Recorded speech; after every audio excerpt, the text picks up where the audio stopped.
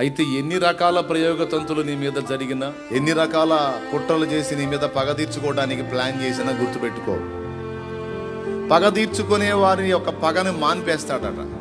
దేని మూలంగా అంటే స్తుతుల మూలమునా అన్నాడు. చదువు, మరి దాని అర్థం ఏందో నాకు చెప్పు. చదువు తల్లి. శత్రువులను పగ తీర్చుకుని వారిని మాన్పివేయుటకై. అదిగో, శత్రువులను పగ తీర్చుకుని వారిని మాన్పివేయుటకై నీ విరోధులను బట్టి, బాలుర యొక్కయు చంటి పిల్లల యొక్కయు స్తుతుల మూలమున నీవు ఒక దుర్గమును స్థాపించి ఉన్నావు. అది కదా దుర్గము, భద్రతా వలయం.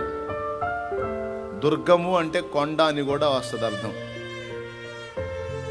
దుర్గము అంటే కొండ అని కూడా వస్తుంది. కొండ మీద కొంతమంది భద్రతా వలయాలు ఏర్పరచుకుంటా. అర్థమైందా?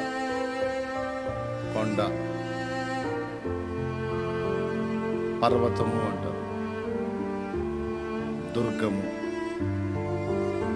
కొండ మీద భద్రతా వలయం. నీ ఒక దుర్గమును స్థాపిస్తున్నావు. అది ఎంత పని చేస్తుందంటే విరోధులను, శత్రువులను పగదీర్చుకుని వారిని మాన్పేస్తుంది అన్నాడు.